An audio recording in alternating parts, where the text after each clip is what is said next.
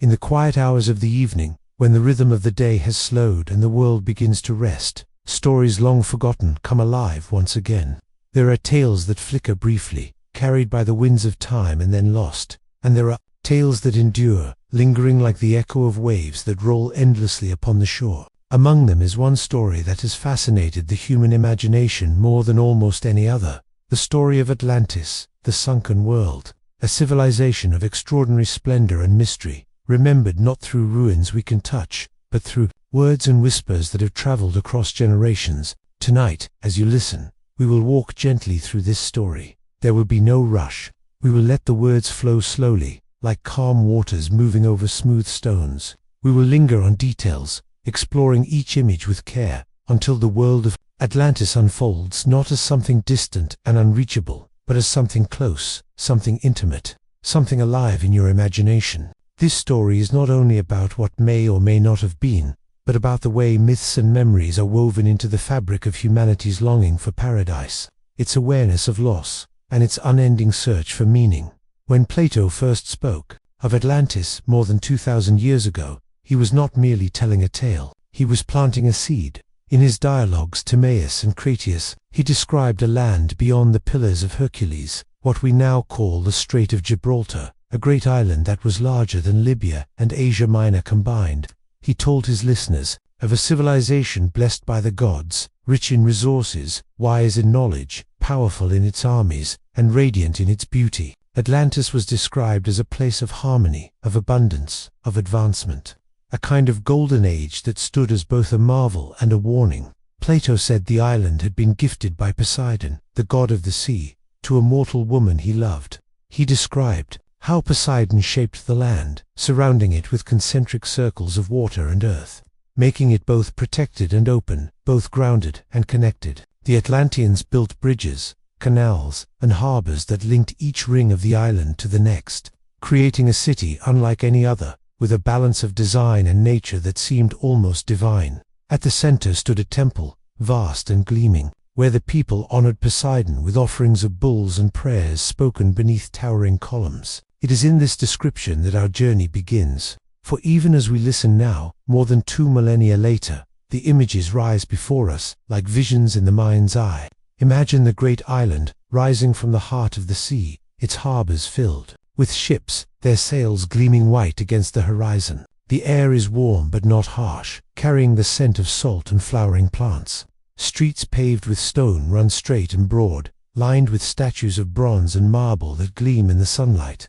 In the distance, fields shimmer with golden grain, vineyards ripple with deep green leaves, and orchards burst with fruits that glisten like jewels. At the center of the city, the great temple rises, its walls covered in ivory, silver, and precious metals. The roof glitters with orichalcum, a metal said to shine with a fiery glow, rarer and more splendid than gold. Inside, the air is cool and shaded, echoing with the soft sound of water flowing from hidden springs. Statues of gods and kings stand tall, their eyes carved to look beyond time itself. And there, upon a pedestal, the statue of Poseidon looms, his chariot drawn by 6 winged horses, his trident raised in eternal power. The people move around this temple with reverence, for this was not only the center of their city, but the heart of their world. Let us move slowly now, imagining the daily life of the Atlanteans, the fishermen who sail in the early dawn, their nets lowered gently into the waters where dolphins leap and play, the farmers who tend the fertile plains, guiding oxen across the soil as the sun begins to warm the land. Craftsmen sit at wooden benches, chiseling ivory into delicate shapes, hammering bronze into armor that gleams with both beauty and strength. Children play in the courtyards, their laughter echoing through stone colonnades, while women weave cloth of soft linen dyed in colors drawn from plants and minerals. In every direction, there is activity, but not the restless activity of chaos. It is the rhythm of harmony, of a society in balance. And yet, as in all stories, balance is fragile. Plato told us that the Atlanteans, in their early generations, were noble and virtuous. They lived modestly, even in the presence of abundance. They honored the gods, respected nature, and ruled with justice. Their navy was unmatched, their armies disciplined, yet their power was tempered by wisdom. They had knowledge of astronomy, of agriculture, of engineering, knowledge that seemed almost ahead of its time. But over centuries, as often happens, wealth gave birth to pride, pride to ambition, and ambition to conquest. It is said that Atlantis sought to extend its reach far beyond its own shores. Its armies spread outward, conquering lands and pressing others into tribute. The harmony of its early days began to waver, replaced by a hunger that could never be satisfied. And so, according to the myth, the gods grew displeased. Zeus himself, seeing the decline of this once great civilization, resolved to humble them. In a single night and day of storms, fire, and earthquakes, the island of Atlantis sank beneath the waves, vanishing into the sea, leaving behind only memory. But here, as you rest and listen, we shall not dwell on violence or disaster. We will let the image of Atlantis linger not in destruction, but in its beauty, in its wisdom, in the vision of what it represented. For even Plato, who told the tale as an allegory, left us with more than warning. He gave us a dream of what humanity could achieve when it lived in balance with itself, with the earth, and with the divine. Atlantis may have been lost, but the memory of its golden age endures, passed from voice to voice, carried like a lantern through the corridors of time. Close your eyes for a moment, and picture the ocean. Imagine standing at the edge of the sea at twilight, the waves rolling in, each one carrying with it the echo of the past. The horizon glows softly, a line between water and sky. Somewhere, beneath those waters, perhaps, rests a city once alive with light and laughter, or perhaps not. Perhaps Atlantis never existed in the physical world at all, but exists instead in the mind, in the shared longing of humanity for a perfect age, for a paradise lost. The ocean is vast, and its silence is not empty. Beneath the waves lie mountains higher than those on land, valleys deeper than any canyon, plains stretching farther than we can see. Could it be some wonder that Atlantis rests there still, buried beneath layers of sand, hidden in the darkness where sunlight never reaches? Could the ruins of temples and palaces lie waiting for a diver's lantern, for a for the hand of curiosity to uncover them? Over centuries, explorers have asked these questions, scanning the ocean floor, mapping coastlines, listening for the echoes of a world that slipped away. And yet, Atlantis remains elusive, as though the sea itself guards its secret. Each time the story is told, new possibilities arise. Was it in the Atlantic, beneath the Azores? Was it in the Mediterranean, near Santorini, where a volcanic eruption destroyed the Minoan civilization? Was it in the Caribbean, or off the coast of Africa? Or was it never anywhere at all, but only within the dialogue of Plato, created as a mirror for human society, a way to reflect on what we value, and what we fear losing? What matters is not the answer, but the journey of thought, the slow drifting across possibilities. As you rest, let your imagination be like a ship carried by calm waters. Sail past islands of possibility, linger on their shores, then let the tide carry you onward. The beauty of Atlantis is not in proving its existence, but in how it awakens. Something within us a yearning for beauty, for harmony, for a connection to something greater than ourselves. And so, we will continue. In this first part of our journey, we have entered the world of Atlantis as Plato described it, radiant, harmonious, blessed, and then lost. In the hours ahead, we will drift deeper into the myths, the interpretations, the echoes across cultures, and the many ways this story has shaped the human imagination. Atlantis may be gone, but tonight, it lives again, a city not beneath the waves, but within your dreams, guiding you gently toward rest, as the eternal sea whispers its story once more.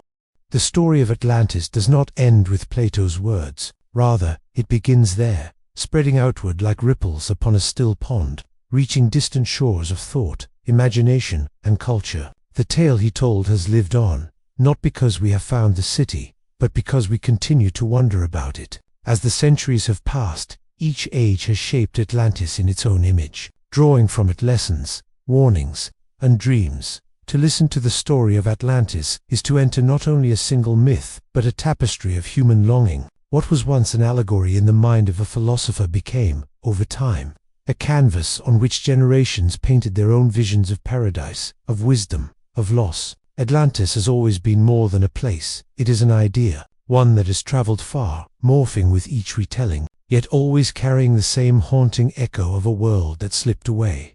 Let us step gently now into the ways in which Atlantis has been remembered. Imagine yourself walking slowly through a great hall of history. The air is hushed, and the walls are lined with voices, each one speaking in turn, adding layers to the story. Some voices are scholarly, others poetic, others filled with wonder. We move at an easy pace, pausing before each voice as if before a painting, gazing at its details, absorbing its meaning.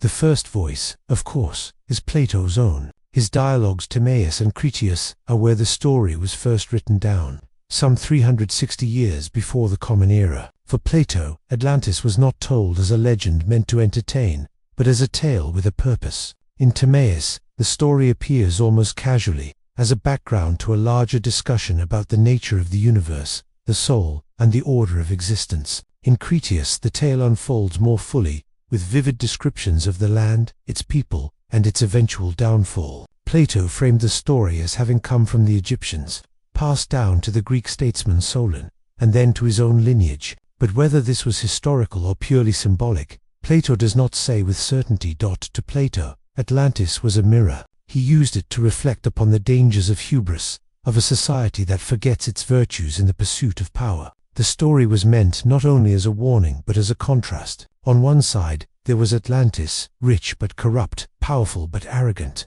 On the other, there was ancient Athens, humble yet virtuous, living in harmony with wisdom and justice. Through this contrast, Plato wove a moral lesson, reminding his listeners that true greatness is not measured by wealth or conquest, but by the soul's alignment with what is good.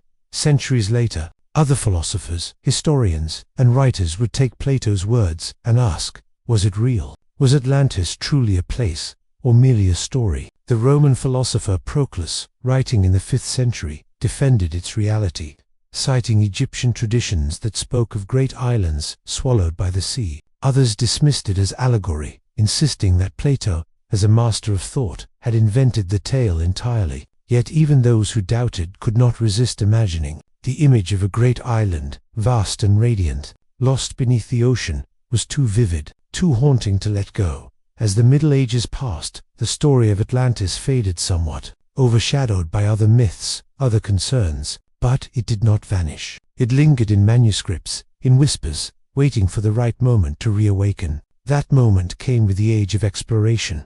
Picture the 15th and 16th centuries, when ships set sail across seas once thought endless. The world was expanding, and with it, the imagination of humankind. New lands were discovered, new peoples encountered, new wonders revealed. In this age of discovery, the old story of Atlantis found new life. Could it be, some wondered, that these distant lands, the Americas, the Caribbean, the islands of the Atlantic, were remnants of the lost world? Explorers wrote of lands rich in gold, of cities filled with beauty, of peoples whose origins seemed mysterious to European eyes. To many, it seemed as though Plato's words were being confirmed. Atlantis, they believed, might not be a myth after all, but a memory of a world across the ocean. The Spanish priest Bartolomé de las Casas wrote of how the newly discovered lands seemed to echo Plato's tale. The philosopher Francis Bacon, in his work New Atlantis, used the myth as a way to imagine a utopian society of science and reason, where knowledge was revered and discovery guided humanity toward enlightenment.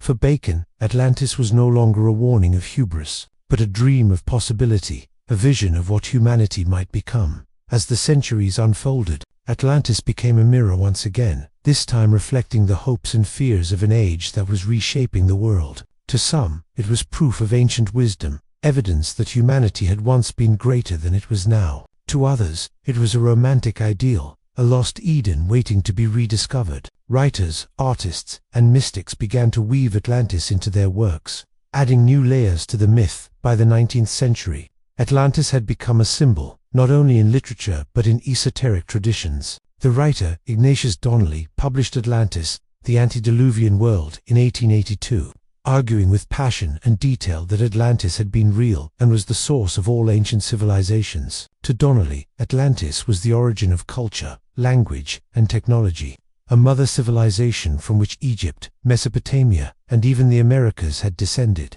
Though scholars criticized his claims, the public imagination was captured. Donnelly's work sparked a new wave of fascination, one that continues into our time. Theosophists, mystics, and spiritual seekers embraced Atlantis as a symbol of hidden wisdom, a world that had once existed in harmony with spiritual truths. They spoke of Atlanteans as beings advanced in both knowledge and spirit, who, through their pride, lost their world, but whose wisdom might still guide us if we listened. Atlantis became part of the language of myth, not only in the physical sense, but in the spiritual, a story of the rise and fall of human potential, echoing through cycles of time. Pause here for a moment, and breathe gently. Imagine yourself standing once more at the edge of the sea. The waves move slowly, their rhythm steady, their sound soft and endless. As each wave touches the shore, it is as though it carries with it not only water but memory of voices long past, each one interpreting Atlantis in its own way, each one adding to the chorus of meaning. In this sound, you can almost hear the story being told again and again, in temples, in books, in fireside gatherings, in quiet moments of reflection. The story of Atlantis has never belonged to one culture alone. It has traveled, adapting, becoming. In some tellings, it is a warning against pride. In others, it is a dream of paradise. In still others, it is a repository of hidden knowledge. And yet, through all of these, the image remains the same, a world once radiant, lost to the sea, and remembered in longing.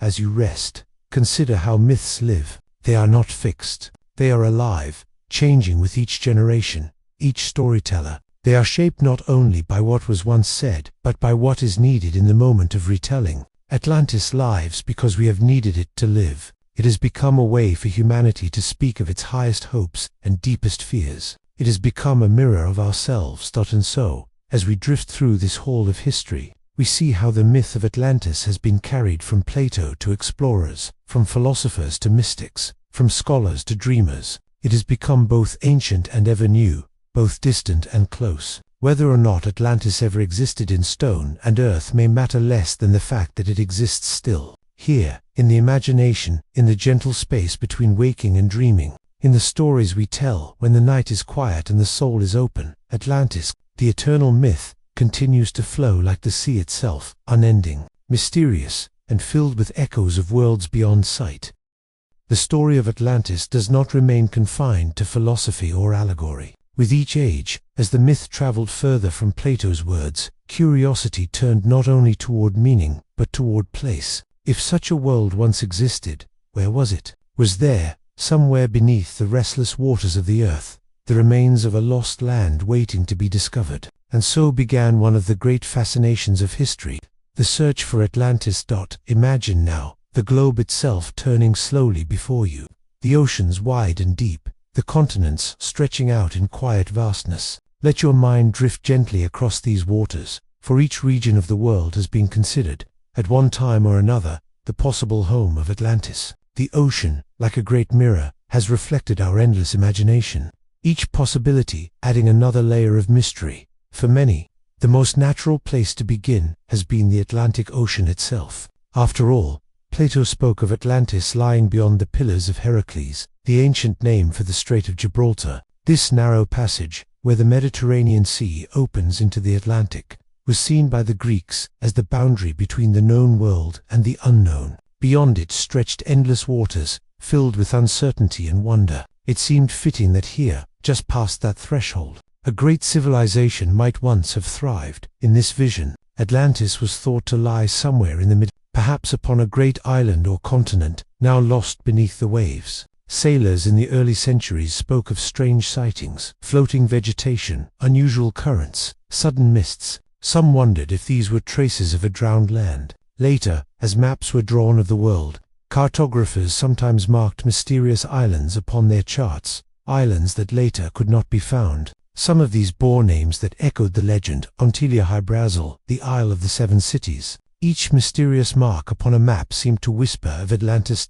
With the discovery of the Americas, some believed that the new continents themselves were Atlantis reborn. The vastness of these lands, their richness of resources, and their monumental ruins in places like Central America seemed to echo Plato's description of a mighty and advanced civilization. Though the cultures of the Maya and the Aztec, the Inca and the Olmec, had their own long and independent histories, European imagination often folded them into the Atlantis story, seeing in their achievements a shadow of the lost world across the sea. Others turned their gaze closer to the Mediterranean. Could it be, they asked, that Plato's story was not of a distant continent but of something nearer, something that had been distorted in the telling? The island of Santorini, once known as Thera, came into view. Around 1600 BCE, this island had erupted in one of the most powerful volcanic explosions in human memory. The eruption shattered the island, sent tsunamis across the Aegean, and reshaped the course of civilizations nearby. The great Minoan culture of Crete, advanced in art, architecture, and trade, suffered greatly from this disaster. Some have suggested that the memory of this cataclysm, passed down through generations, may have reached Plato's time as the tale of Atlantis. The grandeur of the Minoans, their sudden decline, the violence of nature, all might have merged into the enduring story. Yet others looked southward, to North Africa. Ancient Egypt, after all, was where Plato claimed the story originated. Could Atlantis have been a land near the Nile, or perhaps across the desert? Some linked it with the lost city of Tanis, others with the shifting sands of the Sahara, where once fertile lands turned to desert. Even in the modern age, discoveries of ancient riverbeds and fossils deep in the Sahara have inspired thoughts of civilizations lost to climate change. Their stories transformed into legend. Further still, seekers turned their eyes to northern waters. Iceland, with its volcanic landscapes and steaming geysers, seemed to some like a fragment of a sunken world. The Canary Islands, the Azores, and Madeira were each, at one time or another, suggested as remnants of the great land, mountain peaks left standing after the plains had been swallowed by the sea. To this day, the Azores in particular hold a certain fascination, rising like solitary sentinels from the shrouded often in mist, their slopes covered in green, their shores beaten by waves.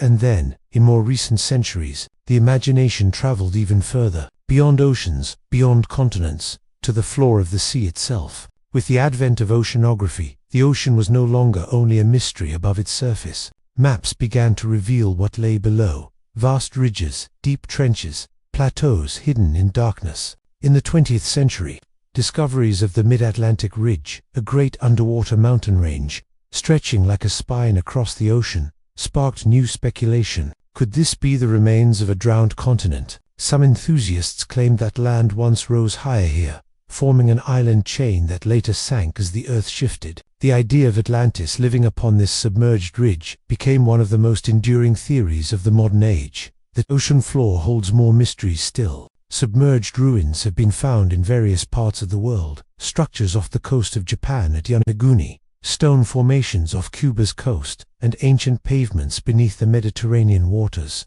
Each discovery ignites fascination. Are these natural formations, or remnants of forgotten cultures? Each carries a whisper of Atlantis. Though scholars are cautious. Pause for a moment. Imagine yourself descending gently into the sea, the water around you growing darker and cooler as you go deeper. Sunlight fades into blue, then into shadow, until at last only faint glimmers remain. On the seafloor, mountains rise, valleys stretch, and silence reigns. In this quiet world, one might almost believe that a city could rest undisturbed, its stones covered in coral, its halls filled with the slow dance of fish. The sea itself seems to hold its breath, as though guarding secrets. Atlantis has inspired not only science and exploration, but also the quiet poetry of the unknown. For even if the city is never found, the act of searching has revealed much about our world. It has led us to study the deep sea, to map the hidden structures of the earth, to consider the fragility of civilizations in the face of nature.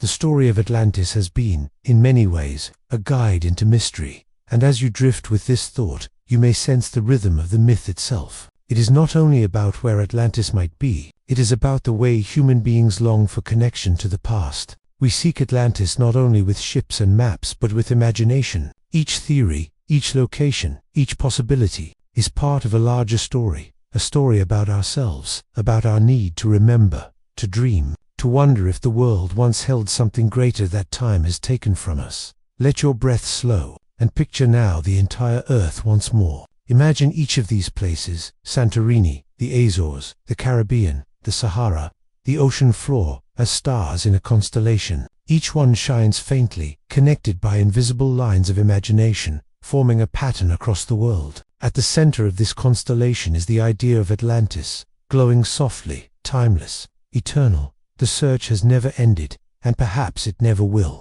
Whether in the Atlantic, the Mediterranean, or beneath the waves of the Pacific, Atlantis continues to call. The mystery is not diminished by uncertainty. In fact, it is strengthened by it. The absence of proof becomes an open space, a canvas for imagination, a silence into which we project our own wonder. And so, the search for Atlantis is not only a search for a place, it is a search for meaning, for connection, for the recognition that our world has always been larger, deeper, and more mysterious than we can fully grasp. In the next steps of our journey, we will see how this myth, this eternal story, has shaped culture, art, and the spirit of discovery. But for now, rest with the quiet knowledge that the oceans themselves, vast and dark and unending, hold within them both mystery and memory, a gentle reminder of how much there is still to dream. Atlantis has lived, not only in the words of philosophers and in the maps of explorers, but also in the quiet heart of art and story. If you close your eyes and listen, you can almost hear its voice echoing through poetry, through painting, through music and myth. For beyond all questions of where Atlantis might be, there lies the deeper truth, that it has shaped the imagination of humanity, inspiring visions that stretch across centuries, like soft waves across the surface of the sea. Let us wander now, slowly, as though through a vast gallery. The room is hushed, lit by a gentle golden glow. Along the walls, you see canvases, tapestries, scrolls, and books, each one whispering a different interpretation of Atlantis. Our steps are slow, measured, unhurried. We linger before each piece, gazing, absorbing, listening to the story it tells. In the Renaissance, when Europe turned once more to the classical past for wisdom, Plato's words regained their strength. Scholars read and reread his dialogues, while artists and writers began to imagine what Atlantis might have looked like. It was no longer only a moral lesson, it became a vision. Painters created scenes of radiant cities with marble towers, surrounded by clear waters and lush gardens. Architects sketched impossible plans of circular harbors and grand palaces, inspired by Plato's description of concentric rings. In their hands, Atlantis became less a warning and more a dream of beauty, a utopia that stirred the heart. The poets, too, took up the story. In gentle lines of verse, Atlantis appeared as a paradise lost, a place of harmony between humankind and nature, swallowed by the jealous sea. To them, the waves were not only destroyers but also guardians, keeping safe the memory of what once was. Each poem was like a ripple of longing, a soft hymn to something that could never be reached but always be imagined. In time, composers added their voices. Music, like water, has a way of flowing around thought and entering the soul. Symphonies and operas carried echoes of Atlantis, the melodies rising and falling like tides. Some pieces were majestic, full of the grandeur of a mighty civilization. Others were quiet, mournful, reflecting the sadness of its loss. Together they created a soundscape, a dream of Atlantis, not in words or pictures but in tones that drifted through the air like whispers from another age. By the 19th century, as the world expanded and exploration brought new wonders, the myth of Atlantis grew ever more fertile in literature. Novelists wove great tales of discovery, of ships that stumbled upon the lost land, of heroes who walked among its ruins, of secrets hidden beneath the sea. To read these stories was to journey, softly, into realms of imagination. The land of Atlantis was described in countless ways, sometimes radiant and filled with wisdom, sometimes mysterious and shrouded in silence, sometimes corrupted and decayed, serving as a warning. Yet always it held the same fascination, the same haunting pull.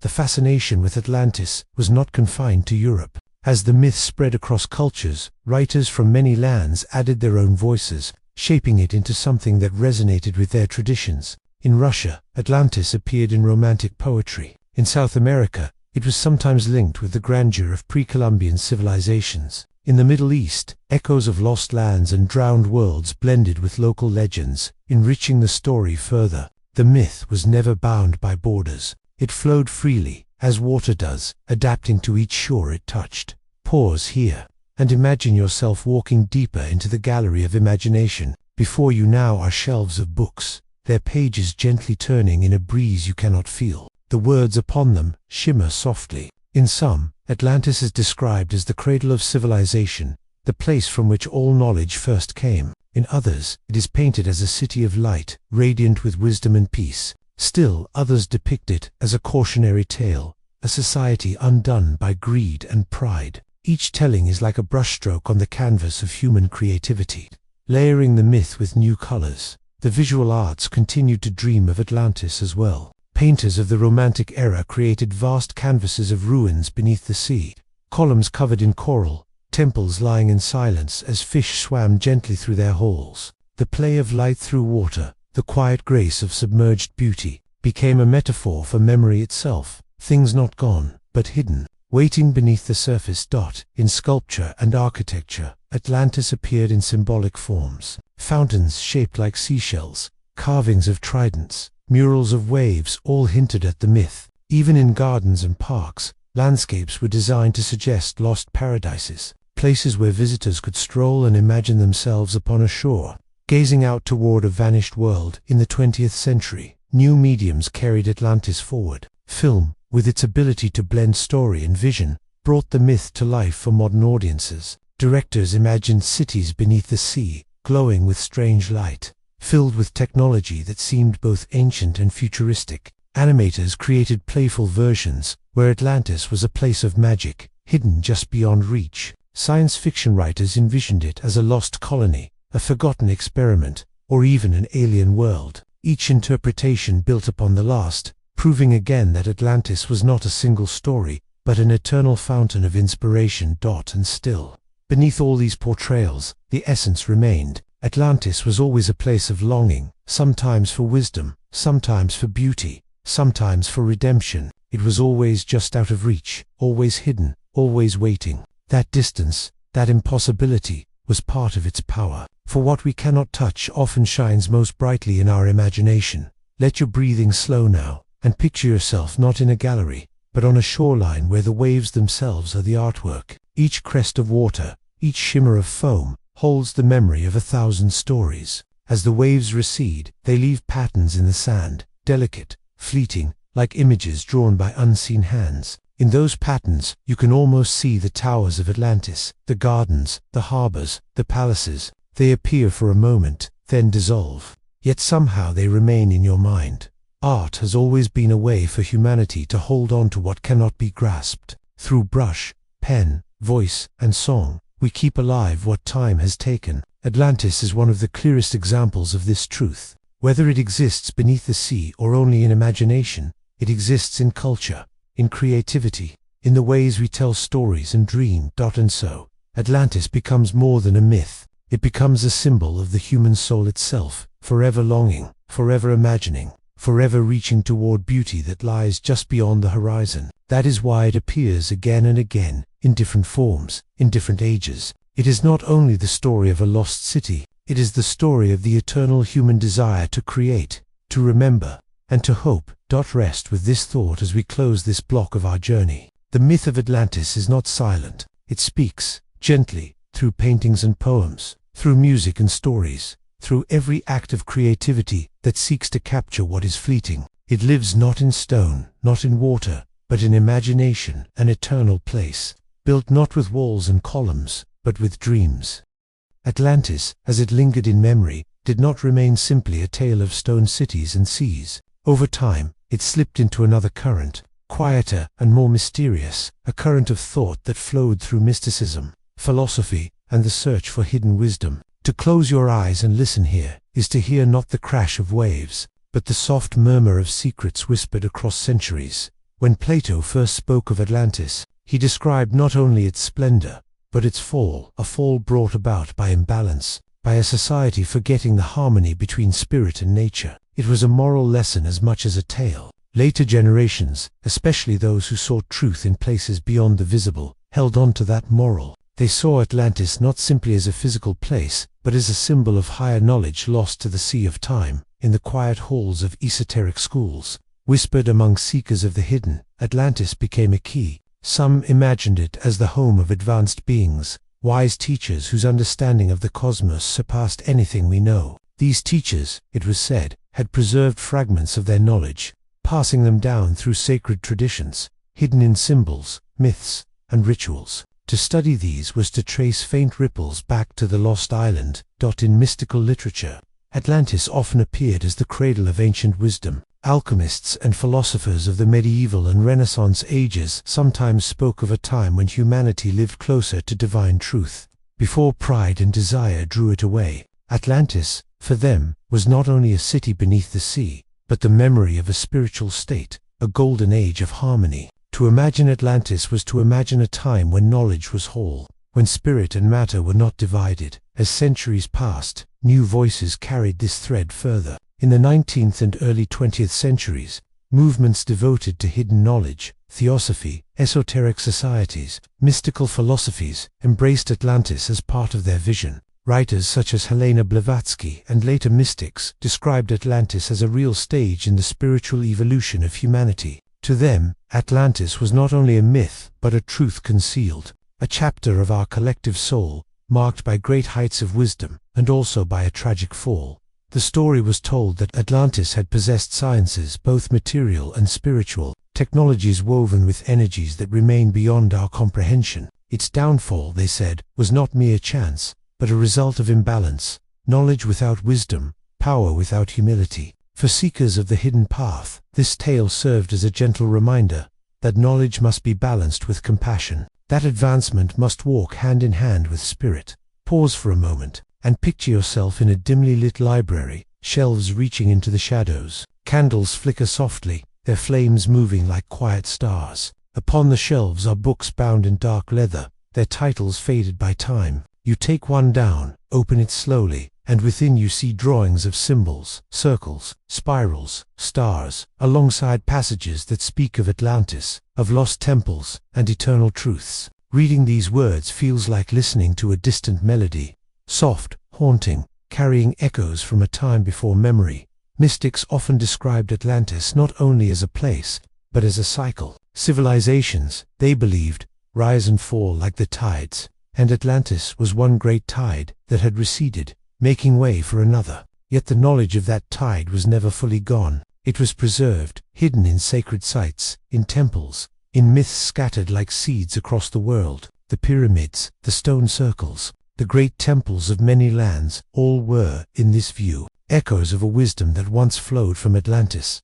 In this telling, Atlantis becomes less about geography and more about the journey of the soul. The lost island represents the forgotten parts of ourselves, wisdom submerged beneath the surface, waiting to be remembered. Just as the sea covers ruins, so too does time cover truth. Yet through dreams, through meditation, through quiet listening, one might begin to hear that truth again. Atlantis, then, is not only an external search, but an inward one. This idea touched poets and philosophers alike. They wrote that within each human heart lies a memory of Atlantis, a longing for harmony and wholeness. When we gaze at the sea and feel both awe and sadness, perhaps it is this memory that stirs the sense that something precious was lost, yet still lingers just beyond reach. In this way, Atlantis becomes a mirror of the human spirit, reflecting our yearning for unity, our hope for renewal. As mysticism embraced Atlantis, it also transformed the myth into a parable of cycles and rebirth. Just as the land rose and fell, so too does the soul. We experience times of clarity, times of light, and also times of forgetting, when our inner wisdom seems drowned beneath the waves of daily life. Yet always, as the mystics taught, there is the chance to rise again, to recover what was lost, to remember who we are. Atlantis, in this sense, is not gone. It is within us, waiting for us to awaken it. In the modern age, even as science sought physical evidence of Atlantis in the ocean depths, seekers of spirit continued to find meaning in the myth. They spoke of energies hidden in the earth, of subtle currents flowing through stone and water, connecting us to forgotten truths. They described dreams in which people saw visions of shining cities beneath the waves, of voices calling gently across time. To dismiss these as fancy is easy, yet for those who felt them, they were as real as the sea itself. Think now of the ocean once more, not as water, but as a symbol. Its surface reflects the world we see, but beneath lies depth, quiet, mystery. Atlantis belongs to that depth. When we dive within, whether into the sea or into ourselves, we touch something greater, something eternal. The myth reminds us that there is always more than what meets the eye, always another layer, always another truth beneath the surface. And so, in this block of our journey, we see how Atlantis became not just a story of stone, but a story of spirit. It was taken into the heart of mysticism, woven into teachings that sought to guide humanity toward wisdom. It became a beacon, sometimes bright, sometimes faint, calling us to remember harmony, to balance knowledge with compassion, to live gently with the world. In this way, the myth of Atlantis is not silent. It speaks softly, like the tide upon the shore, reminding us of what we have lost and what we may yet find. It reminds us that beneath the surface, whether of the sea or of the soul, lies an eternal world waiting to be discovered. And in the stillness of night, when we listen closely, perhaps we can hear its echo, gentle, timeless, soothing, like a song carried by the waves. Through the centuries, Atlantis lingered like a dream half remembered. For some, it was poetry, for others a lesson, for mystics a symbol. Yet for many minds, especially in the age of science, exploration, and discovery, it became a question. Was Atlantis ever real? Could its ruins still lie beneath the sea, waiting to be uncovered? And so began the long and patient search, not in imagination alone, but in geography, geology, archaeology, and oceanic study. Picture the 15th and 16th centuries, when ships with billowing sails set out across oceans, maps were redrawn, coastlines once unknown became familiar. With each discovery of new lands, the old myths stirred again. Could this coastline, this island, this continent be the fabled Atlantis? When explorers set foot on the Americas, some wondered if these vast lands were once connected to the story. The scale was immense, the cultures ancient, the architecture in places monumental. Perhaps, they thought, here was the lost world Plato described. In time, scholars debated more carefully. If Plato placed Atlantis beyond the Pillars of Heracles, the Strait of Gibraltar, then perhaps it lay in the Atlantic Ocean itself. The ocean is vast, deep, filled with mysteries. To imagine a continent now lost beneath its waters was not difficult. The seabed, after all, shifts and moves. Mountains rise and fall. Could an island of great size have slipped beneath the waves thousands of years ago? As centuries passed, theories multiplied. Some placed Atlantis in the Mediterranean, perhaps on the island of Santorini, where a great volcanic eruption destroyed much of the Minoan civilization. The eruption left a caldera, a scar upon the earth, and echoes of fire and ruin. Could this disaster have inspired Plato's tale? Others pointed to Crete, rich in myth and palace culture, a hub of power and beauty until nature and war brought decline. Others reached wider still, imagining Atlantis in places far from Greece. Some saw it in the Azores, rocky islands scattered across the Atlantic. Some spoke of the Caribbean, with its shallow seas and sunken formations that seemed almost like ruins. Off the coast of Bimini in the Bahamas, divers found strange stone structures beneath the water-flat blocks, aligned in rows, which came to be known as the Bimini Road. Were they natural formations, or the remains of something built long ago? For some, they were proof, or at least a whisper, of Atlantis. The fascination grew even as science advanced. Geologists mapped the ocean floor, revealing mid-Atlantic ridges, vast underwater mountains, trenches that plunge into darkness. Sonar painted the contours of hidden landscapes, showing plains, valleys, and peaks that no human eye had seen. Each map brought both answers and new mysteries. Could a lost city, even a lost civilization, still rest in those unseen depths? In the early 20th century, the story of Atlantis was embraced with new energy. Writers like Ignatius Donnelly argued passionately that Atlantis was real, that it was the cradle of civilization itself, the source of myths, sciences, and cultures scattered across the globe. His works, written with conviction, spread widely. Readers imagined a grand civilization, technologically advanced, lost in a cataclysm. The myth entered popular culture, becoming not only a subject for scholars but for dreamers, novelists, and visionaries. Even as mainstream historians hesitated, ordinary people were captivated. Atlantis appeared in novels, poems, even films. Explorers mounted expeditions, some scientific, some more hopeful than rigorous. Each journey to the ocean's depths carried with it the dream of seeing stone walls or columns, silent and waiting, beneath the waves. Each photograph of strange undersea formations stirred the imagination. Could these be the remnants of something more? Meanwhile, archaeologists turned again to the Mediterranean, searching for links between real history and Plato's account. The eruption of Thera, the destruction of Minoan palaces, the echoes of great floods remembered in many cultures, all these offered clues. Some suggested Plato may have woven together memories of disasters into a single allegory, shaping a cautionary tale rather than recording history. Yet for others, the possibility remained that behind the allegory was a real event, a real place. As the modern era advanced, technology deepened the search. Submarines explored the depths, satellites mapped coastlines, and oceanographers studied the ever-shifting seas. The idea of Atlantis moved between fields: history, geology, folklore, and even genetics. Some wondered whether traces of a great lost population might linger in the DNA of scattered peoples. Others looked at myths of floods and cataclysms across cultures, seeing in them echoes of a shared memory, perhaps a real disaster, remembered differently in many lands. Pause for a moment, and imagine one of these expeditions. A small research vessel rocks gently on the open ocean.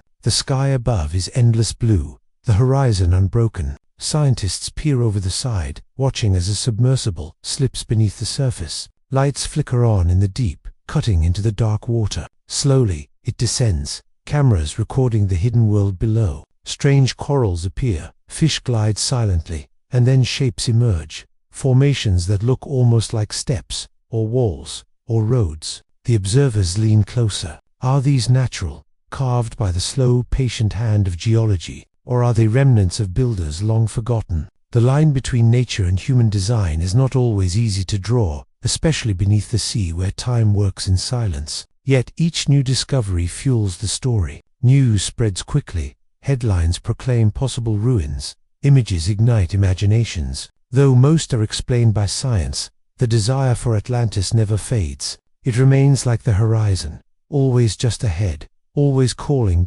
In quieter ways, the search also continues within. Atlantis has become a metaphor, not only for lost lands, but for the mysteries we seek in ourselves. The ocean, vast and deep, mirrors the human mind, filled with currents unseen. To search for Atlantis is to search for connection, for origins, for the part of us that longs to know where we come from and where we might go. In modern times, writers, filmmakers, and storytellers keep Atlantis alive. Sometimes it appears as a utopia, a shining city of peace and wisdom. Other times it is portrayed as a place undone by pride and excess. Always it carries a weight, a reminder that civilizations, no matter how great, are fragile, and that the sea of time swallows much. Yet, even in being lost, Atlantis endures. Scientific voices often remind us to be cautious. They point out that geology shows no evidence of a continent swallowed whole in recent millennia. They note that myths often blend imagination with memory, truth with tale. Still, even they acknowledge that floods and disasters did shape human history, and that stories preserve echoes of those times. Whether or not Atlantis was real, the search itself has value. It inspires us to look deeper, to ask questions, to wonder.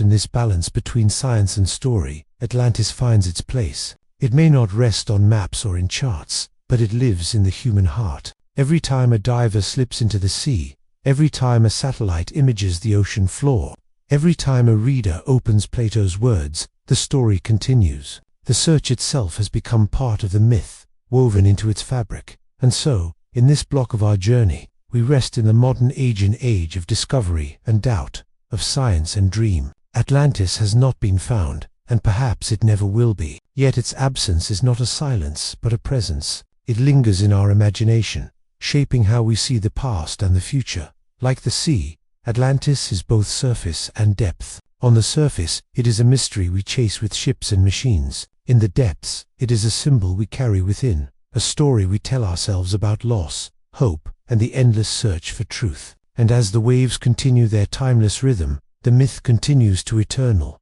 soothing, unbroken, like the tide. By the time the modern world took shape, Atlantis was no longer only the subject of philosophers and explorers. It had slipped into something wider, something woven into the fabric of culture itself. To tell the story of the past few centuries is to tell not only of science and discovery, but also of imagination, the way myths find new life in art, in literature, in theater, and eventually in the glowing screens that bring images into our homes. Atlantis, once a dialogue in Plato's texts, became a stage upon which human creativity could perform endlessly. When the Renaissance awakened Europe to the beauty of ancient thought, Plato's works returned to circulation, and so too did his tale of Atlantis. Painters, Poets and dramatists were drawn to it. They saw in it not only the grandeur of a lost city, but the metaphor of human ambition undone. As allegory, it was irresistible. Artists painted grand visions of shining towers swallowed by waves. Poets wrote verses about proud kings and forgotten realms. Each interpretation stretched the myth in a new direction, yet each added a layer to its endurance. By the 19th century, Atlantis had become a subject of fascination beyond scholarly circles. Romantic writers loved the sense of longing. It carried the dream of a perfect world lost in tragedy. Novelists found in it endless possibility. Jules Verne, though he did not dedicate entire works to Atlantis, wrote stories of the deep sea, where echoes of the myth could be felt. Later, other writers imagined voyages to the ocean floor where ruins of the lost civilization might still stand. In 1882, Ignatius Donnelly published his influential work, Atlantis, the Antediluvian World. His book suggested that Atlantis was the true origin of human civilization, the mother culture from which all later societies descended. He argued with conviction that its knowledge spread to Egypt, to the Americas, to Europe, and that the myth preserved the memory of this grand truth. Though scholars often criticized his methods, Donnelly's work captured imaginations worldwide. Readers pictured a single, advanced civilization, a cradle of science and art, now hidden beneath the waves. His book became a cornerstone, shaping how generations of people thought about Atlantis. From that point on, Atlantis was not just a story, it was a canvas upon which each age painted its dreams and fears. In novels of adventure, Atlantis was a place of wonder, where explorers discovered marvels of technology or ancient wisdom preserved. In speculative fiction, it was portrayed as a society far beyond our own, a glimpse of what humanity could achieve or what it might lose. Writers imagined its people harnessing energies unknown, building cities of crystal and light, only to fall in a great catastrophe. The 20th century carried Atlantis into even more varied forms. In pulp magazines, stories of explorers finding the lost city were common. In fantasy and science fiction, it became a setting, a backdrop against which heroes could struggle, learn, and grow. Comic books created Atlantean characters, heroes from beneath the waves, who connected the myth to modern storytelling. Films depicted Atlantis with grandeur, sometimes as a paradise, sometimes as a dystopia, sometimes as a mix of both. Even animation embraced it. Children grew up watching tales of underwater kingdoms, of cities lost and found. In these portrayals, Atlantis became not just a myth for adults, but a dream for every age, a story that spoke of mystery, adventure, and discovery. Each version shifted, but the core remained the same: a great world, submerged, waiting. Beyond fiction, Atlantis influenced art in subtler ways. Painters continued to depict imagined ruins beneath translucent waters, lit by rays of sun filtering through the sea. Sculptors carved forms inspired by the idea of ancient civilizations lost. Musicians composed works evoking the deep, the mysterious, the tragic beauty of the tale. The myth seeped into culture like water into sand, invisible yet ever present. In popular imagination, Atlantis also came to symbolize hope. It represented the idea that there is more to the world than what we know, that secrets still wait beyond the horizon. At the same time, it served as warning that greatness without humility can fall, that no power is eternal. This duality made it endlessly adaptable. Each generation, facing its own challenges, found in Atlantis a mirror. Consider the early 20th century, an era of rapid change. Technology advanced, cities grew, empires rose and fell. In this time, Atlantis often appeared as a tale of hubris, of a society too proud, too confident, undone by its own excess. Then consider the later century, when imagination reached toward space. Suddenly, Atlantis was not only a lost city of the sea, but a metaphor for the search beyond our world. If we could dream of Atlantis, why not dream of other planets, of civilizations among the stars? The myth of Atlantis prepared the mind for larger myths. Still, and always, it remained soothing in its mystery. To hear of Atlantis is to feel both sadness and comfort. Sadness, because something beautiful was lost. Comfort, because the story endures, reminding us that even in loss, memory survives. In this way, Atlantis continues to serve as a bedtime story for humanity, a gentle tale that carries us into sleep, with images of waves washing over shining halls, of stars reflected in waters, of voices whispering from long ago.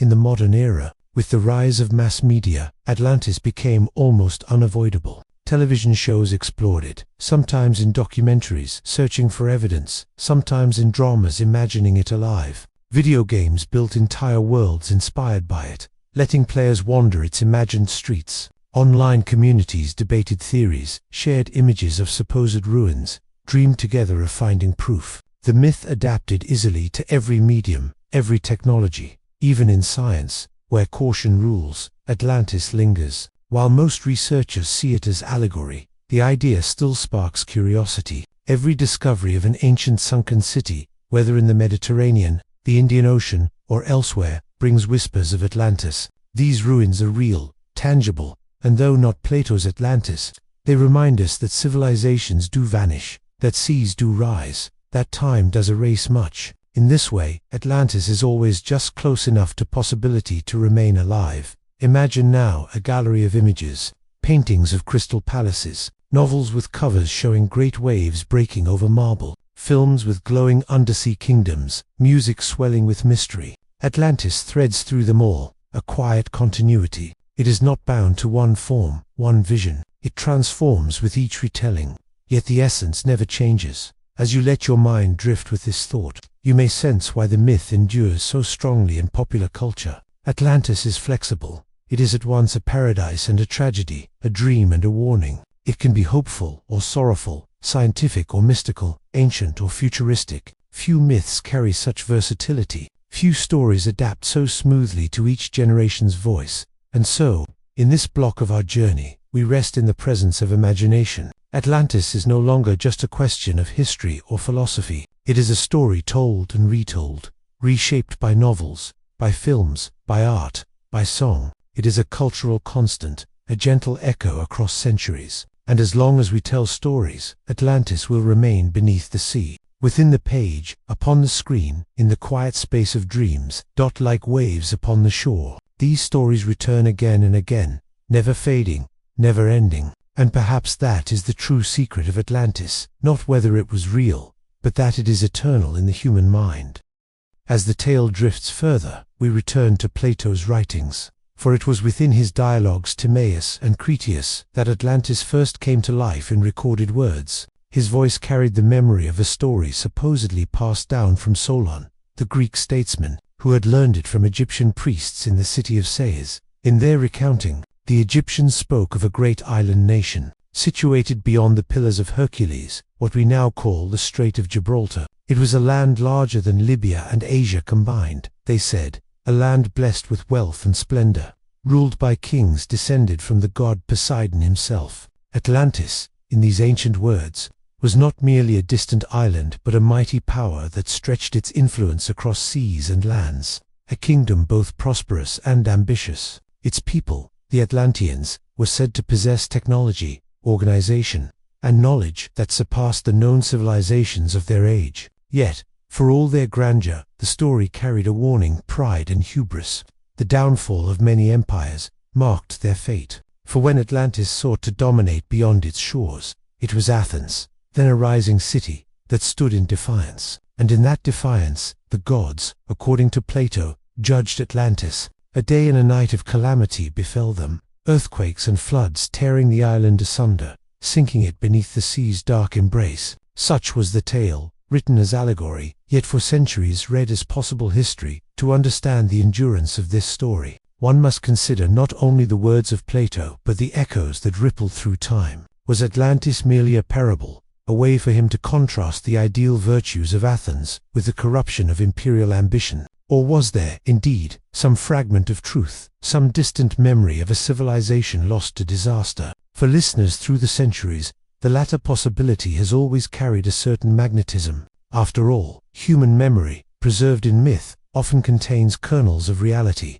shaped and reshaped across generations. The sinking of an island, the fall of a proud nation, the mysteries of the sea, these could point to events we may never fully uncover. Was it a forgotten Minoan world on Crete, struck down by volcanic fury? Was it an echo of the eruption of Thera, where the island of Santorini split and burned in a cataclysm of ash and fire? Or was it none of these, but instead a dream woven from imagination, intended not to record history, but to stir reflection. As we imagine Plato sitting in his academy, his students gathered, listening as he recited these tales, we can hear the rhythm of his words, not as prophecy but as teaching. To him, Atlantis may not have been a mystery to solve, but a mirror to hold up against human ambition. Yet, across centuries, explorers, philosophers, and poets took his words as something more tangible. They began to search. From the coasts of Spain to the deserts of North Africa, from the Caribbean islands to the frozen seas of the Arctic, the name Atlantis traveled, adapting to each landscape, each age, and each hope. And so, even as Plato's original purpose faded, the myth grew larger than he could have ever envisioned, reshaped not by scholars alone but by dreamers who longed to believe that somewhere, in the vast uncharted corners of the earth, there might be ruins waiting to be found, whispering of a civilization that once flourished and then disappeared. Tonight, as we let our thoughts drift over these ancient imaginings, we can rest in the soothing cadence of possibility, for whether Atlantis was a metaphor or memory, its story holds us, inviting us to look upon the sea not only as horizon but as guardian of mysteries. It reminds us that beneath the waves may lie not only silence, but the echoes of forgotten worlds, waiting for our wonder to keep them alive.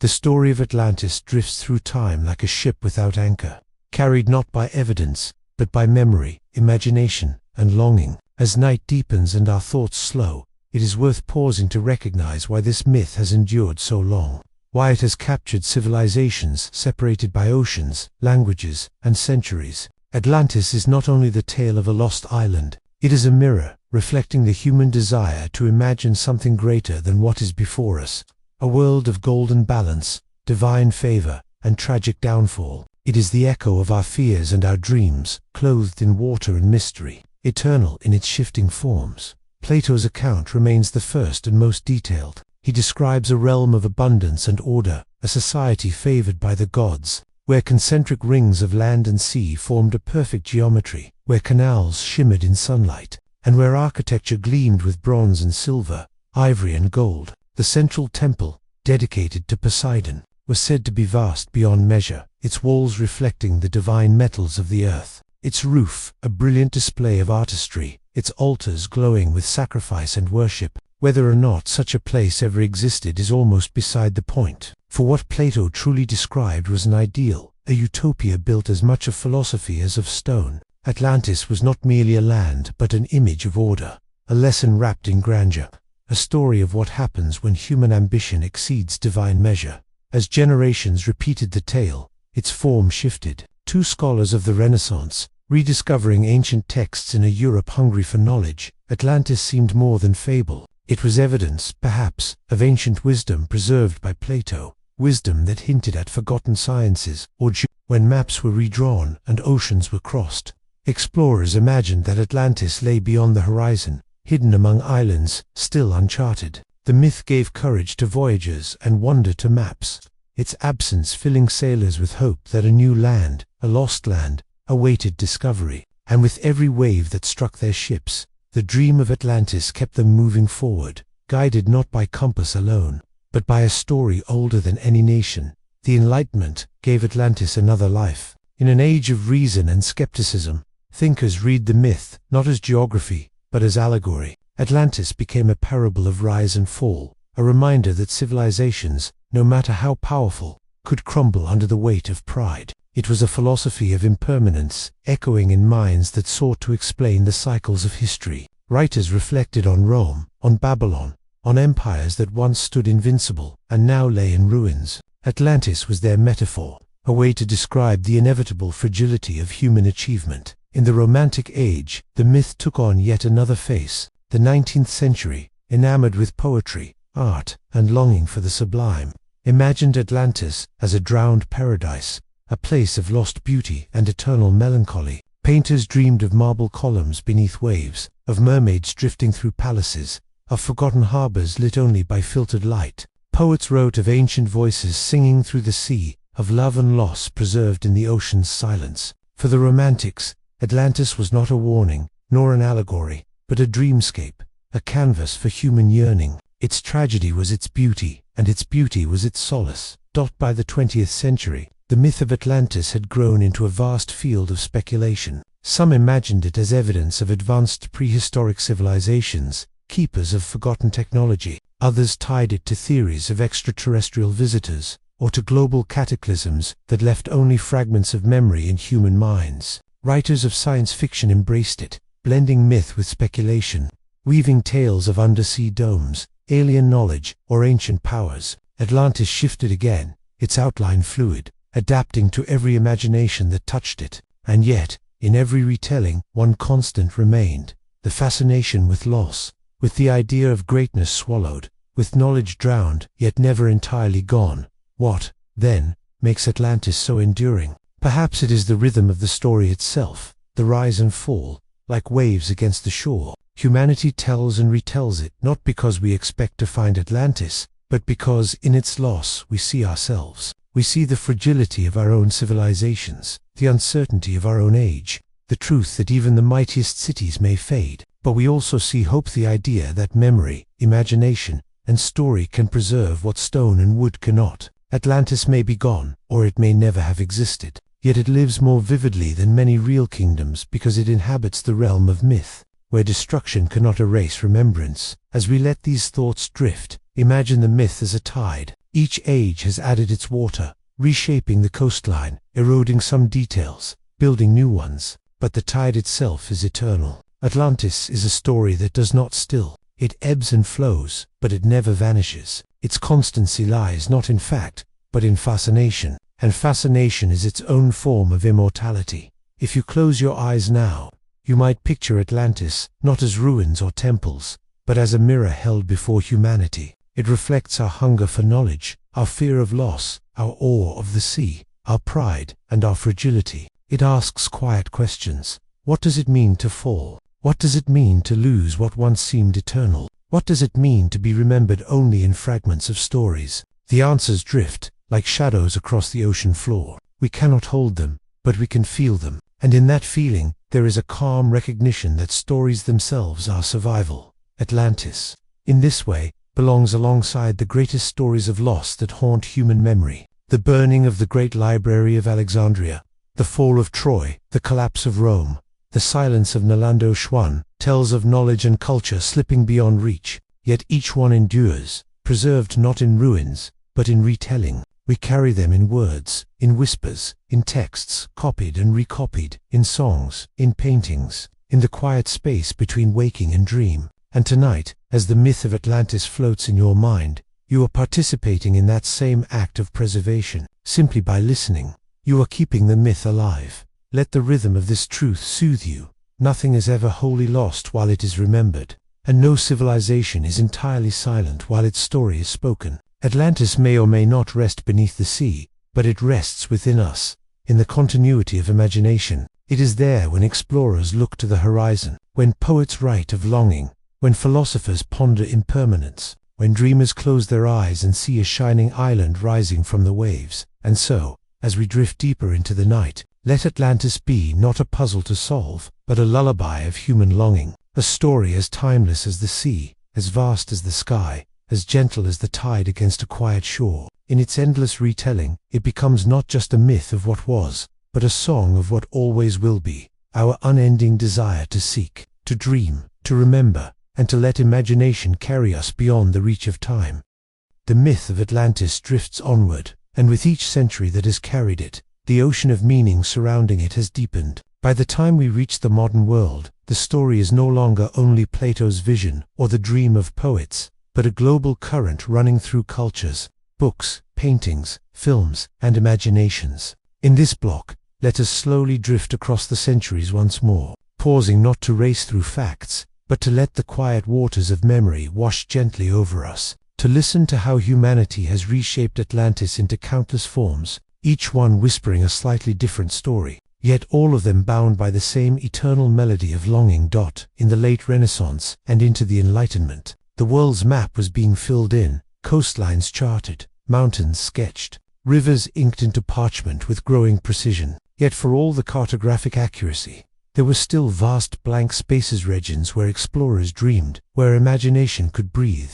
Within these open spaces, Atlantis continued to live, Scholars debated whether it might have been an island swallowed in the Atlantic. Explorers claimed that the new continents they reached were fragments of it, and writers speculated that its people may have given rise to the civilizations of Egypt, Mesoamerica, or beyond. These were not conclusions born of evidence, but of yearning, the yearning to link human cultures together, to imagine a common ancestor of wisdom, a golden people whose knowledge had spread outward like ripples on the water. Even as skepticism grew, the yearning never stilled. The myth of Atlantis had become less about finding a place, and more about holding on to a feeling that somewhere behind the veil of history, there was a time when harmony, beauty, and order had aligned, only to be lost in the sea's eternal embrace. As the centuries moved toward the 19th, Atlantis found new breath in the pens of romantics and adventurers. Poets described waves breaking over marble steps, statues staring silently from beneath turquoise waters, and drowned gardens where seaweed entwined with columns. Painters used brushstrokes to bring to life temples half buried in sand or glowing softly beneath moonlit waves. The beauty of the lost was itself enough. The 19th century was an age of ruins, when Europe gazed upon the fallen stones of Greece, Rome, and the Near East with awe, and Atlantis became the greatest ruin of all, a ruin no one could touch, but everyone could imagine. Then came the 20th century, and with it, new sciences, new technologies, and new ways of seeing the world. Archaeology unearthed ancient cities long thought mythically. Troy, once only a story from Homer, was revealed in the soil of Turkey. Great temples, buried civilizations, forgotten empires, all began to surface under the careful work of spades and brushes, and with each discovery, Atlantis became more tantalizing. If Troy had been real, if Mycenae had been real, if once lost places had been restored to the map, then why not Atlantis? The hope of its discovery swelled with every headline, with every uncovering of a city beneath the sand. But just as archaeology opened possibilities, it also brought caution. Scholars pointed out that Plato had placed Atlantis in dialogue, not in a map, and that his purpose had been philosophical rather than historical. Atlantis, they said, was not a place to be found, but a lesson to be learned, a story of pride, hubris, and divine balance. Yet outside the scholarly halls, the myth blossomed in other directions. Writers spun tales of a technologically advanced Atlantis, destroyed not by divine will but by its own powers. Theosophists imagined it as a stage of human evolution, a lost chapter in the journey of the soul. Novelists painted it as both paradise and cautionary tale, a civilization more advanced than our own, undone by the very knowledge that had made it mighty. The rise of film and television gave the myth new forms again. Moving images could now bring to life what had once only been words or paintings. Shimmering underwater cities, domes glowing with strange light, statues of forgotten kings staring from the seabed. All of these images came to flicker across screens, etching Atlantis more firmly into collective imagination. It was not necessary to believe in its existence to be moved by its beauty. For many, the myth had become not about truth, but about wonder. To dream of Atlantis was to dream of a deeper past, one unmeasured by science, one cradled only by imagination.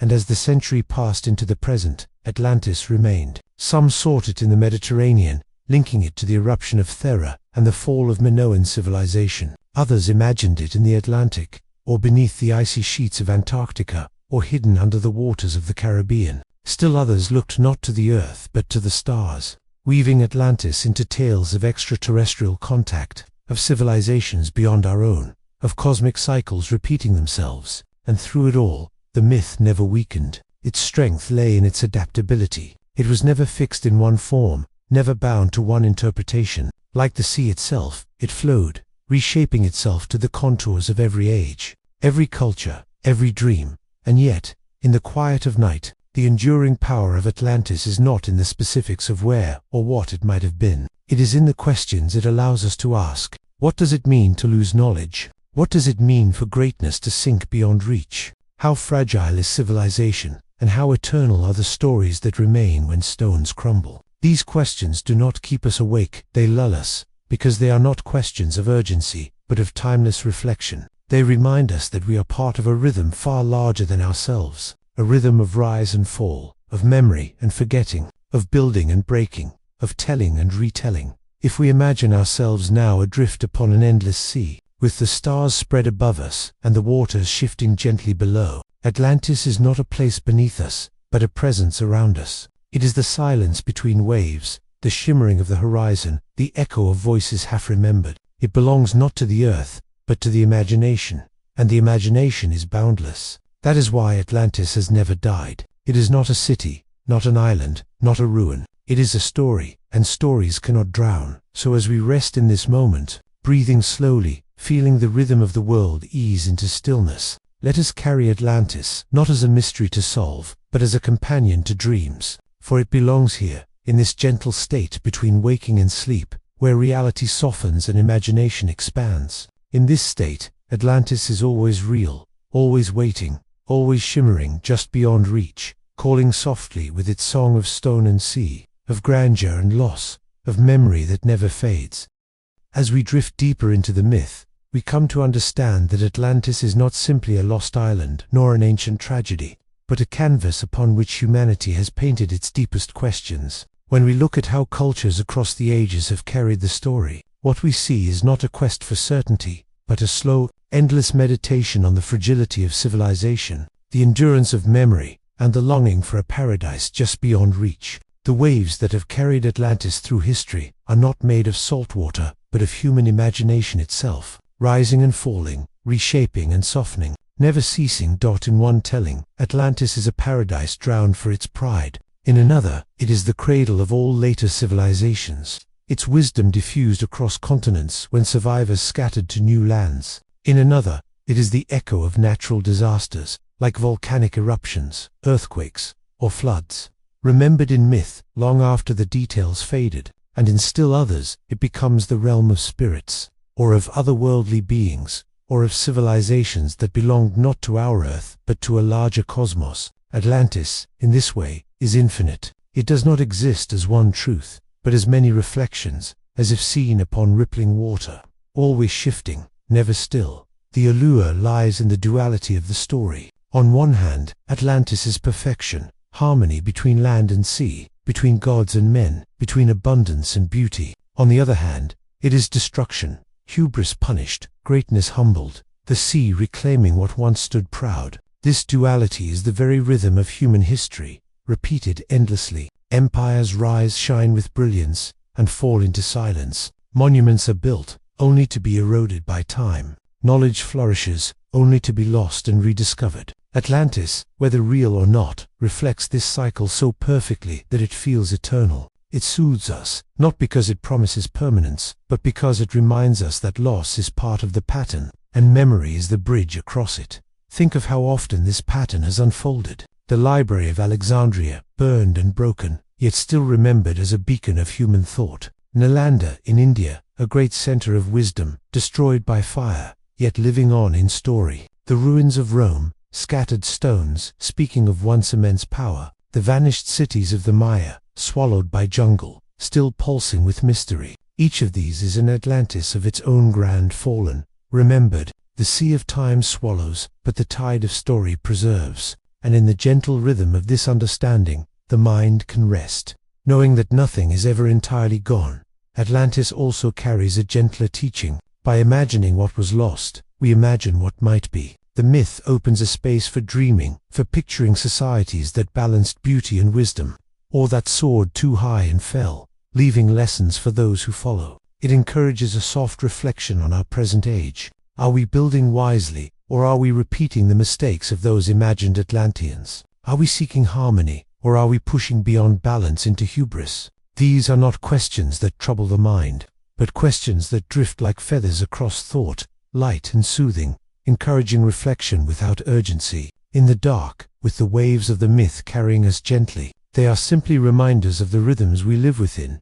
And so, Atlantis has become not just a story of the past, but a story that belongs to every age, every dreamer, every listener. It belongs to philosophers who ponder, to poets who seek beauty in ruins, to explorers who yearn for horizons, to mystics who dream of hidden wisdom, to artists who paint what the sea has hidden, and to those who, like us now, simply close their eyes and listen to the whispers of myth. Its power is not in being found, but in never being lost. Imagine, now drifting deeper still, into the quiet ocean at night. The waters are calm, the sky is wide, the stars shimmer like ancient fires overhead. Beneath the waves lies silence, endless and unbroken, yet alive with the possibility of memory. Atlantis is not a place you must find, it is already here, in the stillness of thought, in the rhythm of breath, in the comfort of knowing that human imagination is vast enough to keep even the drowned alive.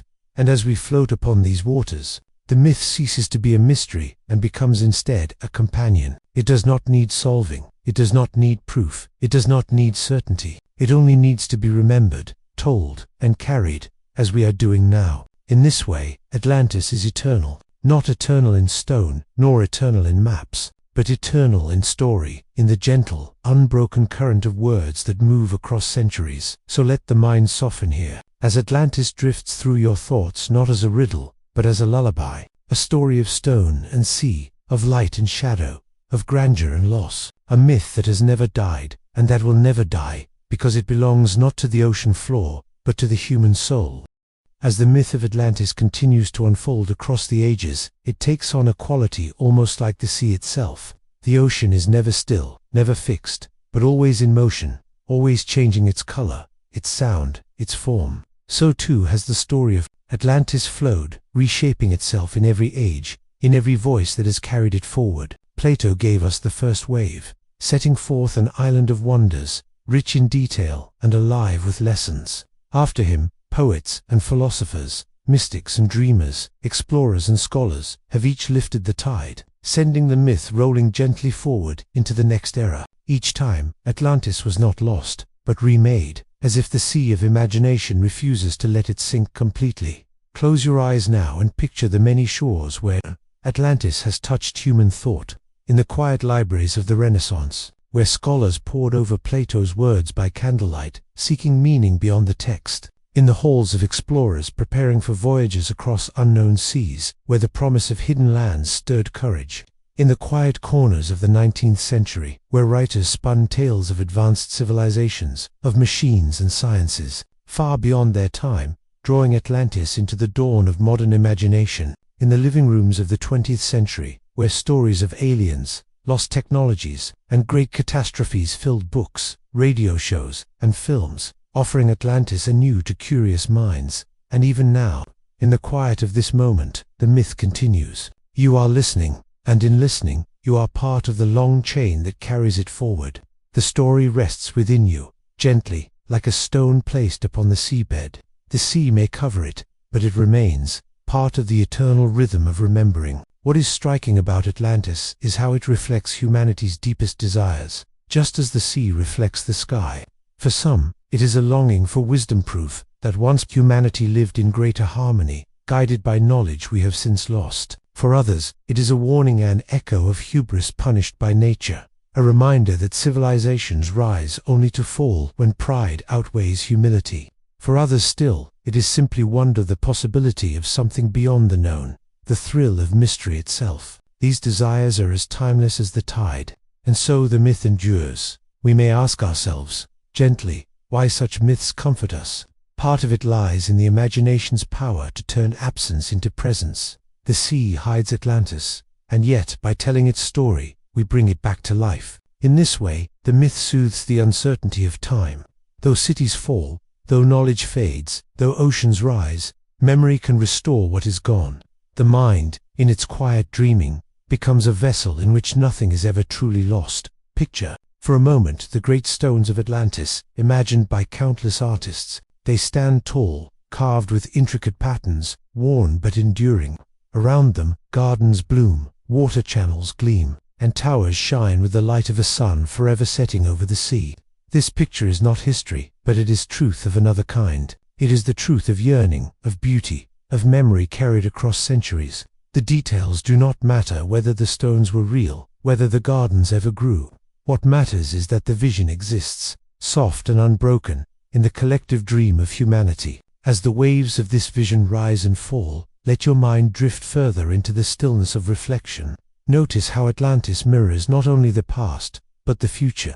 It is not only a memory, but a promise, a vision of what might be possible. If humanity were to live in balance, if wisdom were to guide power, if beauty and knowledge were to grow together, the myth comforts us because it holds both directions at once. What has been lost, and what might yet be found. there is also a quiet acceptance in Atlantis, a reminder that even the greatest achievements must one day return to the sea.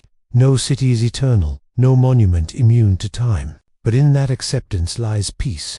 To imagine Atlantis is to remember that transience is not an end, but a continuation, a folding of one age into the next. The sea does not destroy, it transforms. What was once stone becomes sand. What was once a city becomes a story. What was once Atlantis becomes the lullaby we carry tonight. And so, the myth softens into meditation. You do not need to decide if it was real. You do not need to solve its mystery. You need only rest within it, letting the rhythm of waves and words carry you. Atlantis becomes less a place than a state of being, a gentle awareness of impermanence, beauty, and memory. In this way, the myth has always been more than legend. It is a mirror, a guide, a companion for quiet hours such as these. Perhaps that is why it feels so timeless. The stones may have sunk, the island may be gone, but Atlantis remains, alive, in every whisper of the sea, in every page of ancient philosophy, in every dream of hidden worlds, in every moment of wonder when the mind turns to what lies beyond. Atlantis endures because it belongs not to the ocean, but to us. It is not drowned, it is remembered. Now, let yourself drift deeper into this remembrance, gently, as if carried by a tide that asks for no effort, no struggle. The myth will hold you, the story will cradle you. Atlantis has no end, and so the telling has no end.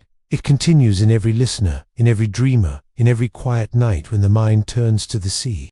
Waves lie countless secrets, some lost forever, some waiting to be uncovered, and some that will never be more than mysteries we carry in our imagination. Atlantis belongs to this last kind. It is not only under the sea, it is in our minds, in our hearts, in the stories passed from one voice to the next, century after century. And as long as we dream, Atlantis will rise again, not in stone and marble, but in thought and memory. In this way, Atlantis is not gone. It has simply transformed, as all things do. Empires rise, then fall. Libraries are built, then lost. Temples glow with firelight, then crumble into the sand. But from each ending comes a continuation, reshaped by the current of time. Atlantis is the current itself, a myth that drifts but never disappears, returning like the tide to wash over us with quiet wonder. The myth endures because it does not demand proof. It asks only for reflection. It asks us to remember the fragility of greatness, the impermanence of power, and the beauty that lies even in what is lost. It asks us to imagine beyond the boundaries of certainty, to see not just the world as it is, but as it could be, or as it once might have been. This act of imagining is a kind of rest, a gentle pause, a reminder that mystery itself is a form of comfort. So let Atlantis remain where it belongs, half in the sea, half in the mind. Let it rest as a symbol, a companion, a story that never truly ends. And as you listen, let yourself rest with it. Let the waves of thought grow softer. Let the city's towers blur into silhouettes. Let the sound of the sea carry away the weight of the day, leaving only stillness. Atlantis drifts with you now, timeless and quiet, a myth without edges, a dream without boundaries. Whether it ever was or never was, no longer matters. What matters is the calm it brings, the soft reminder that in mystery there is peace, and in stories there is continuity. And so, as the waves grow quieter still, as night settles more deeply around you, Atlantis sinks gently into silence, not as a loss, but as a return. The myth continues its journey, and you, too, continue yours, resting, drifting, carried by timeless waters into the quiet of dreams. Atlantis has not ended, it has only become eternal.